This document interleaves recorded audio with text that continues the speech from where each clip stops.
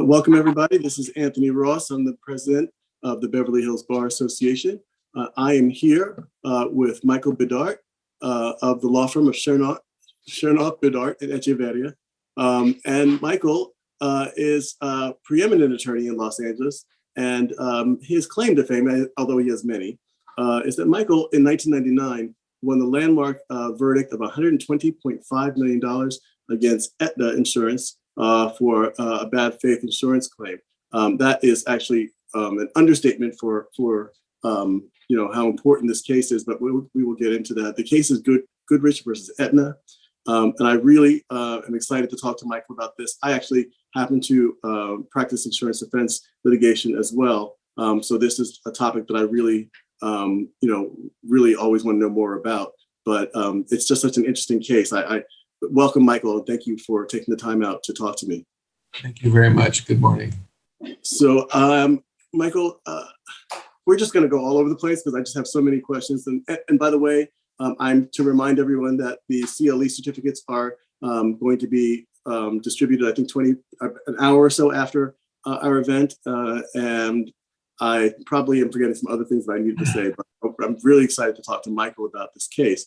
Michael, I know that this case is, it was a landmark case. It really changed the law in terms of insurance defense and bad faith insurance litigation. But the details of the case are also really important because it's a bit of a personal case to you, isn't it? Yes, it is. I knew David Goodrich. I was admitted to practice law in 1974 after graduating from Pepperdine Law School. And when I was a young lawyer practicing in my hometown in what was then a general practice, going back to December of 74, a couple years later, I met Dave Goodrich. He was a deputy district attorney in San Bernardino County.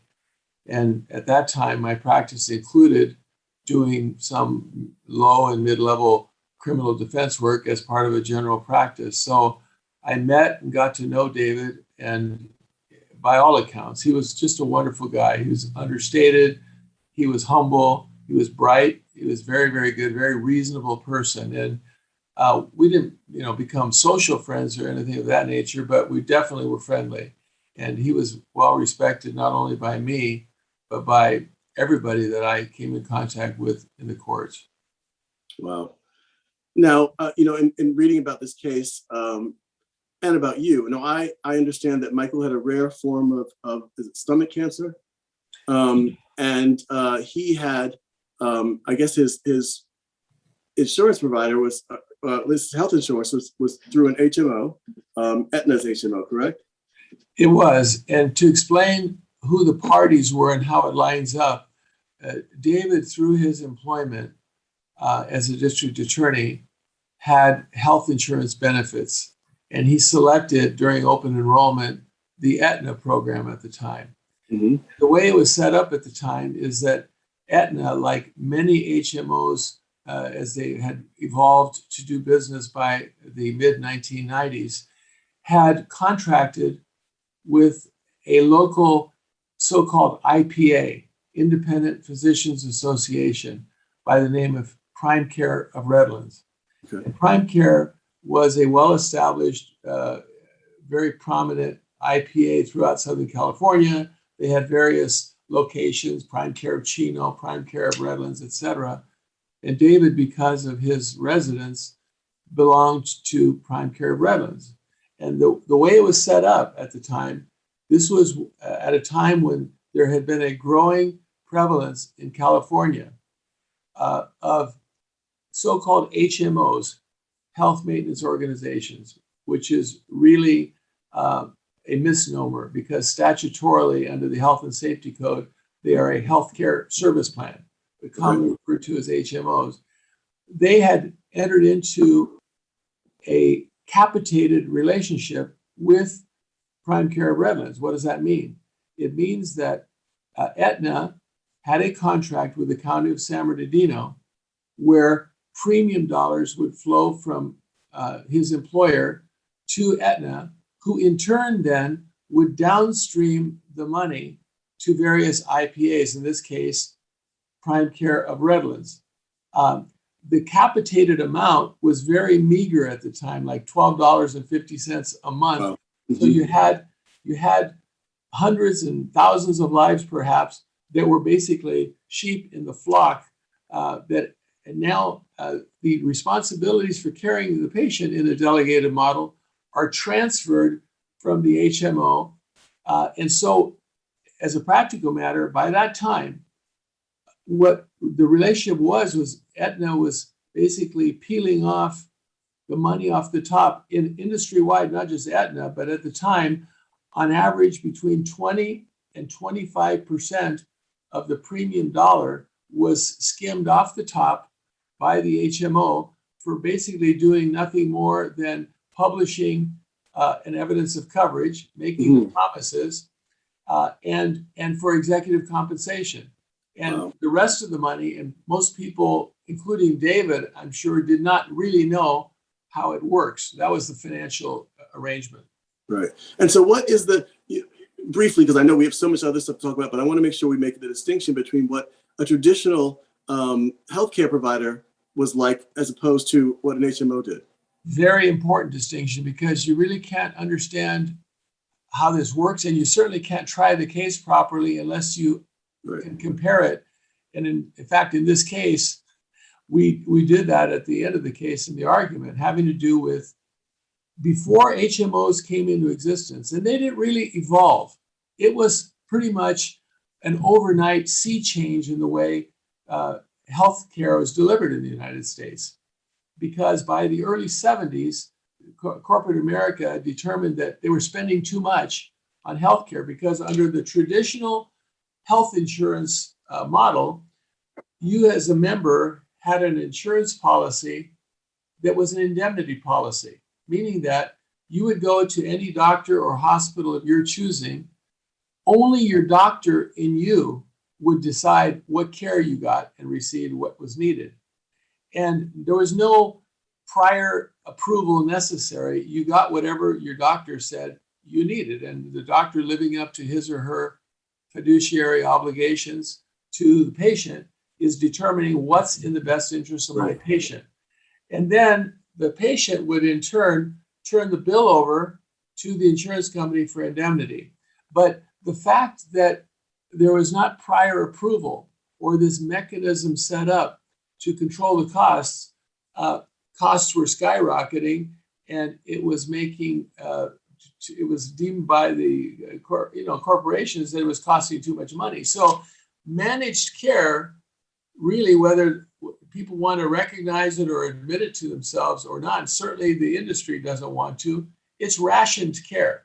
It's basically turning the whole model on its head, saying we are going to dedicate X amount of dollars for healthcare, and we're going to now tell you, insurance company, you figure it out. And the way they figured it out is that now, from that amount of money that's taken in, they have to then enter into these contracts with the doctors all over the state in terms of capitation, saying how much money now from that pre-established amount are we going to give to the doctors. And they then created what undeniably was an inherent conflict of interest for the doctors, because the doctors now have been delegated the responsibility through this IPA of taking care of all of the patient's needs, whatever they are, from the money that's been paid to them, with certain minor exceptions, rare exceptions having to do with care at a certain level or expense, where they would reserve that right, and they would reserve unto themselves the decision for utilization management. That is, do you get the care or not? So the HMO, the way I view it, and the way this case was argued, is really in the business of medicine. Like it or not, you have medical directors at the HMO making determinations in terms of what care are you going to be allowed to get. The doctor, the treating physician, is relegated to being an advocate with employees of the insurance industry. So now you have people that are called medical directors who are really to the HMO what an adjuster is to a traditional insurance company. They are adjusters with a medical license. Wow. Okay. And then, we also have ERISA, right? So you have that model set up. And then there's also ERISA, which prevents an insurer from being sued by the I call them the clients for refusing their care, correct? Well, that's it. And that story, you could have a webinar just dedicated to ERISA, but in a nutshell, the tragedy of ERISA is that the Employee Retirement Income Security Act of 1974, the acronym ERISA, Employee Retirement Income Security Act of 1974. You notice that name doesn't include insurance. That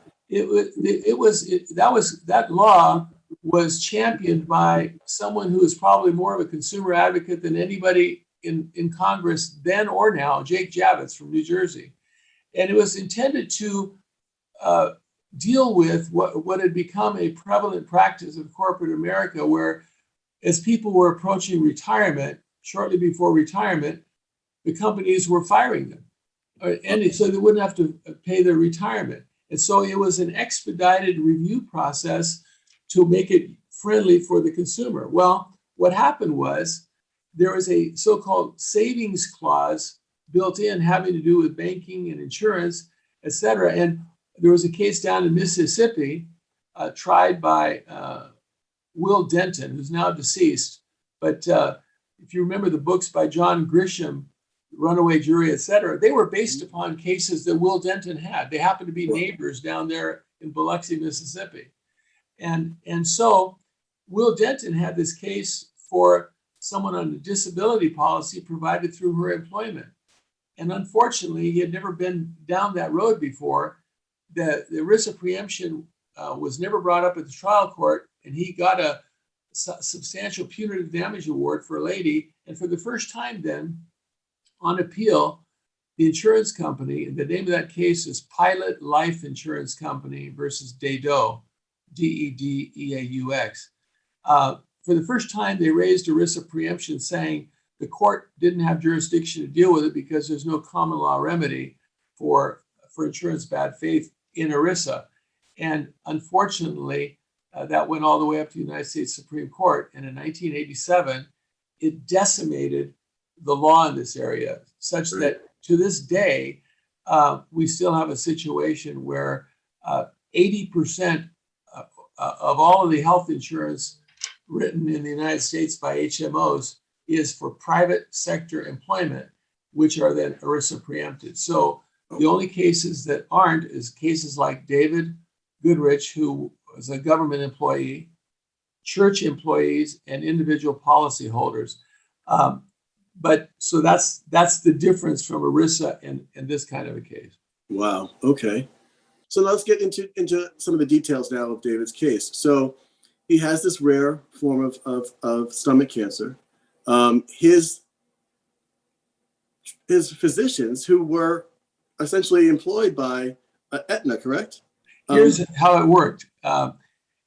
They weren't employed by Aetna. They were employed by an independent contractor who had been delegated responsibility by Aetna. That is Prime Care Redlands. Now, David was in court and he had not been feeling well, but one day he was in court trying a case in front of a jury when suddenly he started coughing up blood in courtroom working.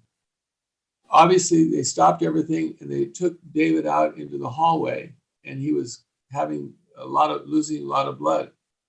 They took him to the hospital and they diagnosed him with a rare form of cancer called leiomyosarcoma. And it was a tumor at the base of the esophagus where it connects to the stomach. And he had very good, caring, in-plan Prime Care of Redlands physician. If memory serves me, it was a Dr. Wong. I'm not sure, it's been 20 years. But the in-plan doctor told him that they would do a surgical resection of the tumor, which they did, but that the conventional treatment at that time had been that there would be no adjuvant therapy chemotherapy, etc., but that there was a new procedure to treat this available at City of Hope. And Okay. the doctor did the right thing. The doctor recommended that he go to the City of Hope to determine his eligibility to have a bone marrow transplant with high-dose chemotherapy. And that was the beginning of his nightmare, because it was the process then that followed that request that took 18 months to culminate with a denial. So, and when I looked at that, I was struck by the fact that, according to Aetna, he had received care out of network, and he had not received approval, I guess, from Aetna's medical director. Is that how they looked at it? Here's what happened. He was told by his doctor, and they argued that during the case, that he went out of network. He did not. He only did what his in-network doctor told him to do. And of course, your in-network doctor says, here's what you need. We can't provide this in-network. Go to City of Hope. He went to City of Hope, and then he was awaiting the treatment, but the approval process began and then spun around within the network, all of the different doctors, supervisors, utilization management, and then went back to home office in Connecticut, spun around over there between different offices. And It really was an HMO nightmare of dealing with all the red tape. Well, then, of course, in the meantime, the cancer metastasized, and he had tumors, internally large tumors, and he was referred over to St. John's in Santa Monica for cryoablation surgery. And so by then, the doctors at St. John's, they did what's called a debulking procedure to remove the tumors, but it was really bad. I mean, and truth be known, in David's case, at trial, the most I could get the treating physician, the most he was prepared to testify to under oath, was that if he had received the treatment, it may have extended his life 14 months. Right. It wasn't something that was curative or anything else. And so that was a risk in the case that a jury would say, well, come on, he had a bad cancer. He was going to die anyway, 14 months, la, la, la. Well, I think that the jury was so offended by what they put these people through, right, culminating in a letter while he was basically on his deathbed, saying that the services aren't covered, and you're now on your own for $750,000 of charges. He died knowing that his wife, who he had met through the DA's office, she was an investigator, wonderful person, that she was going to be left with this bill. So I think that was part of the compelling story. Now, also in that story, the HMO, I understand, hand-delivered a letter to David. I think it was during this procedure, correct? It was after the procedure, but at the end, while he was convalescing in the hospital with his wife sitting on this edge of his bed, the letter was brought in by the staff at the hospital. Do you have any understanding as why they felt compelled that they needed to do that? I think sometimes what happens when you're in a hospital setting is what's called concurrent review, where they're processing requests for care from doctors, etc. But it never became part of the case as to how and why it was decided to deliver it then. But it was a good fact for us because I think it caused people to be revolted by the notion. Okay. And let me ask you a question about the trial. And I should let everyone who's watching know that feel free to ask questions in the chat, and I will pose your questions to Mr. Bidart. If you have questions, I'm happy to pass those along. So at the trial, how did Aetna try to justify to the jury its denial of the coverage of the cancer treatment for David? Just that it wasn't medically necessary, that it was experimental or investigational, although the judge ruled that they couldn't rely on the experimental investigational exclusion because it wasn't contained in the evidence of coverage that had been issued to David or the other DAs. It was in the master contract, and the Health and Safety Code in California requires that the principal benefits and exclusions of coverage be set forth clearly in the evidence of coverage. So that was a technical legal argument that they lost during the course of the trial. But beyond that, the defense was basically he was going to die anyway, which you have to really be careful as an insurance company how you deliver that message. Right. And in fact, that's kind of like the old argument, well, you have a claim for emotional distress. Well, Mrs. Jones, you were really distressed by the fact you had cancer, not by the denial of the care. You know, Yes. That's a dangerous argument for an insurance company. You bet I'm distressed I have cancer, but what makes it even worse is when I'm abandoned my insurance company when I most need them. Right. Yeah, I would think so. Now, a couple of questions that came in through the chat, which I want to post to you. The first one, I mean, I know the answer, but you should talk to it. The question was, where was the trial held? What was the venue? The venue was in what at the time was known to be a very conservative jurisdiction, San Bernardino, California. It was in front of Judge Chris Warner, who had been a president of the Association of Southern California Defense Counsel, a well-respected insurance defense lawyer during his career. And that was the venue. And was there anything about the voir dire process or the jury selection that was instrumental that you think? Yeah, it's interesting you asked that. And that was the question from the chat. I can't take credit. Any successful case, face it, things have to fall right during the case. And it just so happened, I think we were at a time when people in society were starting to really be victimized by HMO abuses, where everybody kind of started, you got to run around this and that. And I'll never forget, in this case, they had the jurors in the box plus the whole courtroom was full. People were raising their hand and telling personal experience of friends and family about how they did this and how they did that. And so people were educating each other on what they had been through. So you had this field starting to develop in the courtroom, an anti-HMO field. So it was against that backdrop that the case began.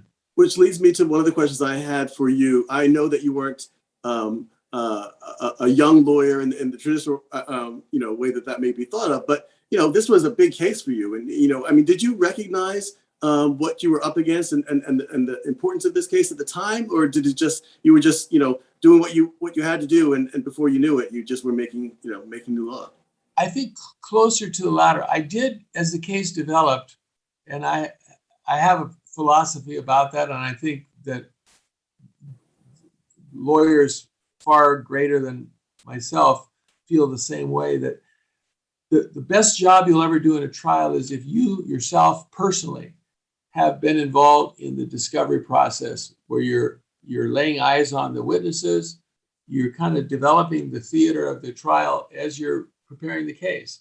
You're asking questions the way you like to ask them, that the way you do things in trial, what I call a trial depot, where you take the liberty after you get some background, start asking clean, crisp, leading questions, because these witnesses, many of them are going to be adverse witnesses under 776. You'll be able to lead them. So you have very good, focused questions that you're able to then impeach them with at time of trial if they answer them differently.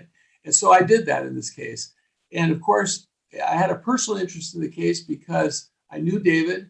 Mm-hmm. And the way I got into the case was I got a call from the then San Bernardino County District Attorney, Dennis Stout, who I grew up in the practice doing cases against Dennis when he and David were young deputy DAs. He worked with David. And he called me one day. He says, "Hey, Mike, I need you to meet with Mrs. Goodrich. They killed David." That was exactly what he told me. They killed David. He was livid to learn what he had gone through in the denial of care. So I felt kind of a special responsibility to to Dennis and to David and basically the whole DA's office out here in San Bernardino County. So that didn't hurt the process either. I think at trial, having the then DA testify as a witness because he knew he was a recipient witness to the emotional distress claims for Sure. Mrs. Goodrich. No, I understand that the standard for approval for referral outside of the HMO was 48 hours, but this was taking months and months. I mean, what accounted for that, and how did Aetna explain that? It was a bid. They didn't explain it well. And by the way, at the time, there was wholesale abuse in the HMO industries on exactly that. There's an organization called the National Commission of Quality Assurance, NCQA, and they promulgate standards for the HMO industry, including timelines, turnaround times for requests for care. And the reason those standards exist is because absent those rules and regulations, they never do things on time. Well, a standard request was 48 hours or 3-day turnaround, whatever at the time, and then expedited. Then there's a 24-hour type of request, and there's what's called a stat request immediately. And so I basically tried this case right out of the standards. So you have a witness on the stand, a person most knowledgeable, and every single event, a request for care, an email or a letter from a doctor, and now we were able to compare their actual performance in the handling of that claim within the standards by which they're accredited. They advertise, we're NCQA accredited, we got good housekeeping seal, all of that. So they advertise to the public that they're compliant, when in reality, in the trenches on the street, they're not obeying it. That was a big part of the case. And so another, I think, maybe stroke of luck was that the judge prevented Aetna from introducing evidence that the bone marrow transplant was excluded by the policy. And can you kind of get into that a little bit as to why they were able to do that? I basically just went to good old-fashioned Hornbook law in California that grants of coverage are to be read broadly in favor of coverage, and exclusions are to be read narrowly. And so if the exclusion isn't even there, you can't possibly rely on an exclusion that's not there. And their answer was, well, wait a second, it's in the master contract that's sitting in the business office at San Bernardino County. I said, you can't impose that on a patient. They don't know. They don't know when they buy the policy, they open enrollment, they get the evidence of coverage. They have a right under the Health and Safety Code to be given fair notice of all the benefits and the exclusions so they can make a knowing choice and they know how to comply. And so while on one hand, the defense was critical of David and his wife for basically self-referring, which was not true, and going outside of the rules, the reality was they did not have a contractual provision in the company with which they had privity of contract, which was only Aetna. They were not in privity of contract with the delegee, Prime Care of Redlands. So the judge accepted, which was not, I don't believe, a very outlandish notion that you can't enforce an exclusion that's not in the. So just to break that down, I just want to make that clear because I you and I have talked about this a little bit, but I want to make it clear. So essentially, David's policy, if you were to open it, did not have anything about this exclusion. That's it existed in the eyes of Aetna because it was in a master policy somewhere else. That's correct. Okay. Now, having said that, anybody that's practicing in this area should not regard that as, practically speaking, a very big deal, because I've never seen an evidence of coverage that doesn't have an experimental investigational exclusion in it. So our typical fights on these cases are not based on the fact that the exclusion is not there, as it wasn't in Goodrich, but instead that if you follow the definition of medical necessity and experimental investigational in the booklet, it's a fight between the experts as to what is and what is not efficacious treatment of the particular condition. Okay. And so the state of the law then and now is the ERISA exemption that protects insurance companies from lawsuits by the insured. Is it still in effect? Has it? And has sadly, it is. There was a huge outcry after 1987 Pilot Life versus Dado, United States Supreme Court, by the consumer lawyers around the country. And in fact, federal judges hated it because now they had this sudden influx of cases that were being filed for benefits under ERISA, recognizing that they had no common law remedies for emotional distress or even wrongful death. Under ERISA preemption, the denial of care could kill someone, and there was no remedy. And that then finally, in fact, one federal judge, there was a case said ERISA, the acronym ERISA, which is Employee Retirement Income Security Act, 1974, should really be named Every Rotten Idea Since Adam. Okay, it's in a published decision. But by then, early 2000, right after the Goodrich verdict, there was, if you recall, the Patient's Bill of Rights was banging around in Congress. And it was getting very close to being passed. It was exactly to address this tragedy in the law of insurance, where it was going to give everybody the same rights, regardless of private sector or public sector employment. But after 9/11, then that took over as the most pressing thing. It went off the radar, and it's never been able to be resurrected. So we still have ERISA preemption alive and strong in the United States. Wow. And is anyone even focused on changing that, or is that just the way it is now? It's the way it is. And since then the United States Supreme Court in Pilot Life, then it was revisited, two decisions. My memory serves 2003, companion cases, Davila, Davila versus Aetna, and Khaled, CALAD versus Cigna, which basically slammed the coffin shut, saying the only way this will change is if Congress changes it. Right. And there hasn't been apparently enough to do that.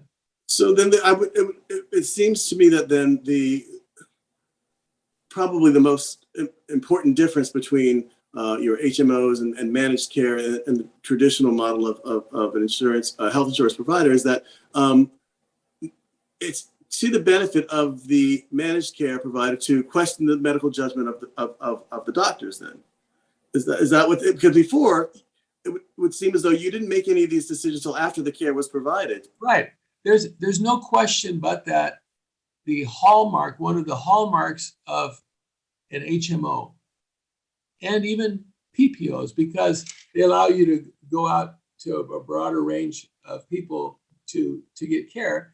But the idea of prior approval of benefits not being made by the treating physician, but the decision is being made in response to a request from a treating physician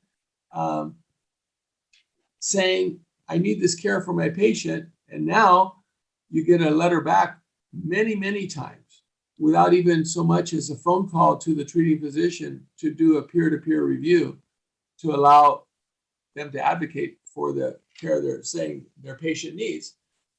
An employee of an insurance company, is making decisions on the care of a patient. Wow. And there's no denying that. That's the way the system works. And worse yet, it's a very thin market. If in economics, they speak of monopolies and oligopolies, right? Right.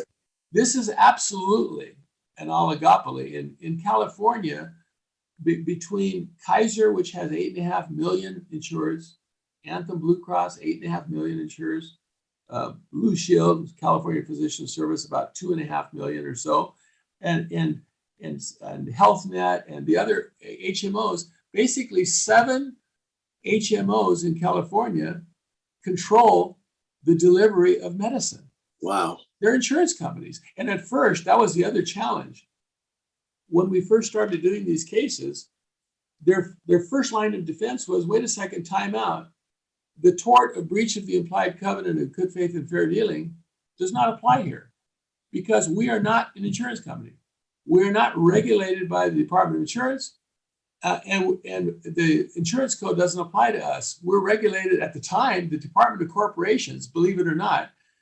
Before, during the Davis administration, it's a very modern thing, the Department of Managed Healthcare in California. Before then, the HMOs were regulated by the Department of Corporations. How much oversight could the Department of Corporations give to the denial of medical care? Wow. And so then the Department of Managed Healthcare was formed, but the business of that regulator is now dealing with denials of care that then people who don't know to go to a lawyer, or they read the denial and say, if you have a problem with this, you're entitled to independent review.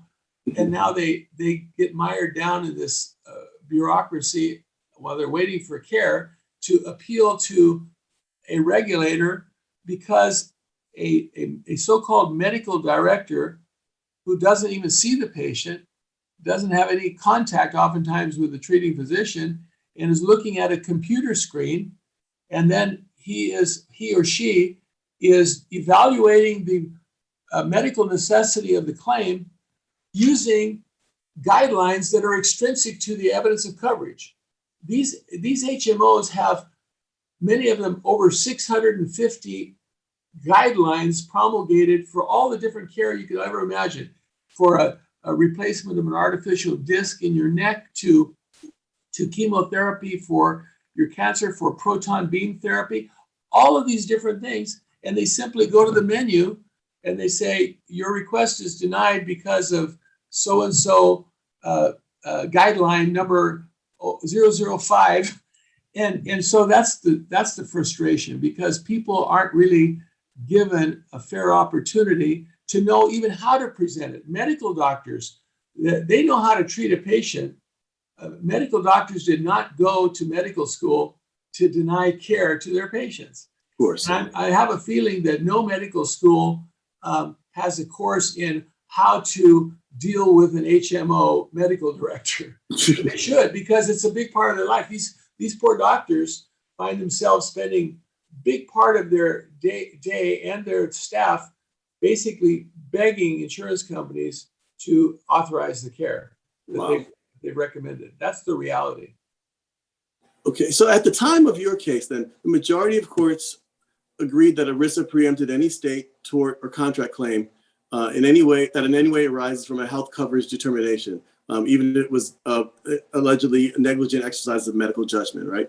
And so I'm wondering if today the courts, what is the majority view of the courts now? Is it the same, or has that been at all? In ERISA, it's even worse. In order to, the standard is whether or not the decision was arbitrary and capricious. Wow. Not just unreasonable. The standard for a bad faith case is unreasonable denial of care, unreasonable denial of a claim. And under ERISA, it's got to be arbitrary and capricious. In other words, if there's any support, and you can almost find support for everything, there's always going to be an opinion on the other side. Sure. Right. And so, and that's standard. And the bigger problem is that most people who have been denied, for example, cancer treatment, if they had a lot of money, they would just get it paid for and get it done, right? Right. If they have a problem, they can't afford it. Now you go to a lawyer, they can't afford a lawyer either. If they can't afford the medical care, they sure as heck can't afford to spend money on a lawyer. So the only kind of lawyer that's going to be able to help them is one who's willing to enter the case at risk, saying, I can win this case, I'll get money to change hands, I'll take my share, and it'll be done. But if there's no remedy there, and all you get is the benefit, and you have to then beg a federal judge on a time basis for some fees for giving the benefit, knowing that you have no other emotional distress or punitive damage claim, practically speaking, people cannot take those cases, or many of them are not worthwhile. Wow. So I'm about to ask you some questions about today, meaning what have you learned essentially. But I think I want to ask you before that. I want to ask you, in terms of the witnesses that you put up for this this case. I assume you put up Mrs. Goodrich. I did, but really toward the end, this case was primarily tried by starting the case with a person most knowledgeable, asked them to designate a PMK. We knew during the course of discovery, you decide, as any trial lawyer does, on whom are you going to put the black hat? And you started off and you bang away at the beginning on that witness. Mrs. Goodrich was kind of a cameo thing toward the end. But then one of the tactical things I think that probably didn't work for them was they got very aggressive with her. They tried treating her as aggressively as we had treated the primary, the person most knowledgeable, and it didn't work. There was no black hat in the world that fit on Teresa Goodrich. I bet. Yeah, I mean, it's terrible. Yeah, and so that leads me to the next kind of series of questions I have for you, which is, all of us, who are, trying to make our way as trial lawyers, would love to have had, the experience that you now have amassed. So, what have you learned? What are your basic tenets for trial advocacy and for taking a case and knowing that you have the right kind of case? First of all, there's no substitute for any case like this to a good client. And most of these people, I mean, all else being equal, people who have been denied important life-saving care, just by the nature of what they're going through, tend to be very sympathetic, right? There's going to be variation there too. First of all, any client that comes in and says, I got the greatest case in the world, you're blah, blah, blah, and that doesn't work. But rare is that case. Most of the people that we're dealing with, they're legitimately worried about living. Yesterday, I spent an hour and a half on the phone with a lady who has a rare disease called stiff man disease. It's a neurological disorder where they spasm up, they can't move. A young woman, 46 years of age with 3 children, beautiful family. And her life is basically coming to an end because she can't function. But yet the carrier denied the procedure that her own doctors, 2 very well-respected institutions, recommended, saying that it's not medically necessary. So we're going to have that fight. But the problem is that lawsuits take time. And that's the other thing is oftentimes people don't make it long enough after it's been denied. So then on a rare occasion, you're able to go in for an injunction, a temporary restraining order from the denial, if you could show that their life-threatening condition and that death is imminent without the care. So that should be kept in mind as well, depending on the nature of the case. Of course, in other cases, it runs the gamut. Other cases, people, they try to get the care, they're fed up with it. We have another case pending right now in San Bernardino for a former DA. She needed localized high dose. She needed localized proton beam therapy for instead of external beam radiation to avoid collateral damage to her heart for her breast cancer. Mm-hmm. And so the idea was focus the beam so you don't do collateral damage. Denied. So she evaded her retirement account $85,000, which is a lot of money for a retiree. And she's worried about her future, but she didn't want to take a chance with her life. That case, and for anybody doing these cases, there's something I want to mention, that when the carrier denies that coverage, they don't ever say, by the way, if we deny this, do you have enough money in your bank account to pay for this? I've never seen a carrier do that. Right. And they say, we'll fight it out later, but we want to make sure you're protected in the meantime. No, they just deny it.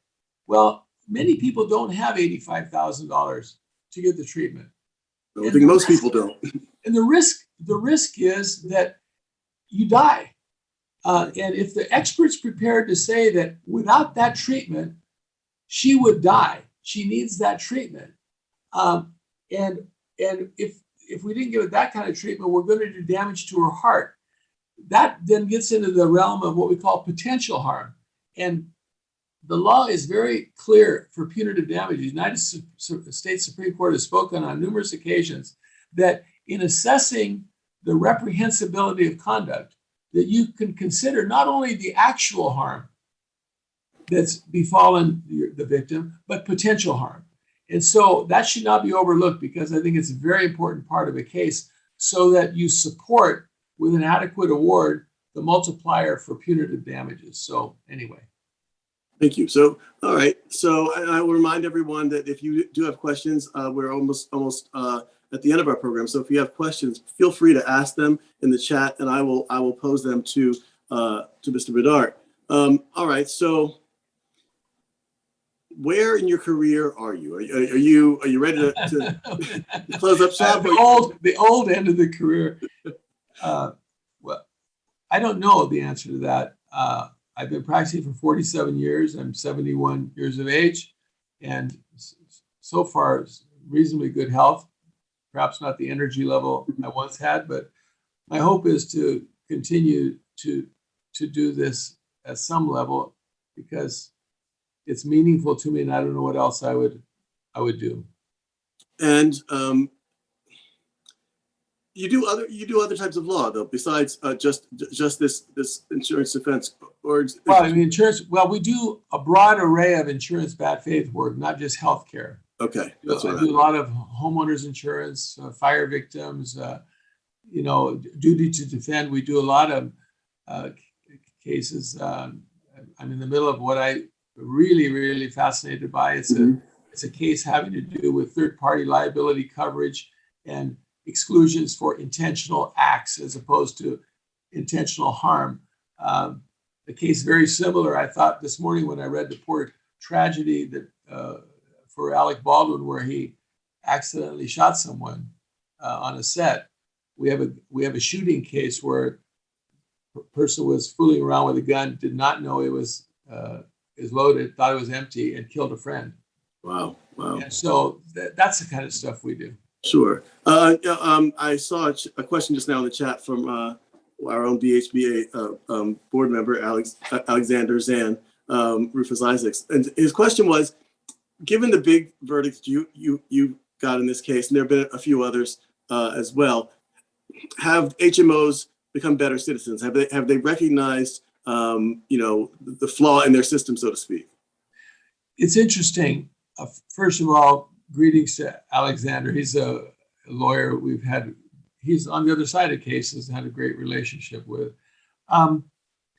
One major thing that's happened since the Goodrich case is the HMO industry has been successful in avoiding liability for cases where decisions are made solely by the delegated IPA. It's Health and Safety Code section 1373.25. Okay. In my view, and again, I'm admittedly biased against the industry, so there's no hiding that. But as far as, are they a better citizen? No, but they have done a good job of insulating themselves from liability for conduct. So if they keep their own name off the denial, they maybe have a better argument in a delegated setting. But most carriers, the big ones, still want to be able to control the purse strings and review the medical necessity of the procedure themselves. And I think they determined that that's business-wise more profitable for them than simply delegating away that function and saying, now you can't come after us. It's a business decision. And I guess the reverse of that question I'll ask is, are consumers becoming more educated as to this issue? And if not, is there anything we can do to facilitate that? It's too complicated. I think I haven't noticed any appreciable difference in the sophistication of the system and how to navigate it. Most people, as you know, they have life insurance, they have health insurance, they either bought it themselves or through their work. Sure. And they don't even read the EOC. Nobody does. Right. Very rarely. I mean, there's even reported cases that comment on the fact that everybody recognizes that nobody really reads the fine print in an insurance policy. You trust them. That's the reason for the tort existing in the first instance, is the fact that it's unequal bargaining position. It's a contract of adhesion. It's given on a take it or leave it basis. You don't negotiate the terms of the agreement. And it's basically a product of trust. It's the only product you ever buy that you pay for. You pay present dollars for it and hope you never use the product. You throw it in the drawer and hope you never need it. Wow. Wow. Well, I mean, I thank you very much for your candor and for your time. This has been such an eye opener and a great discussion. Are there any last words, anything that you want to make sure that you leave us with as a preeminent attorney in this field? The only thing is that whoever it is that drafted the flyer for announcing this program said things about me that are way, way more than I deserve. And I mean that. I don't want anybody to think that I wrote that, because I didn't. No, it's very kind of whoever wrote it, but I down deep to the bone believe that it was overstated, but it's appreciated. But hopefully, if there's anything that I said that's helpful to anybody, I'm glad for that. And anybody can feel free to contact me on anything to agree or disagree with anything I said.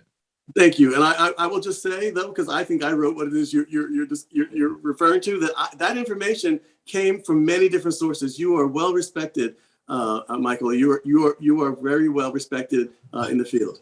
My mom would say, Mikey, don't go fishing for a compliment. Thank you again. I really appreciate it. This has been I had a great time talking to you. Thank you. Thank you. I enjoyed it. Thanks, Anthony.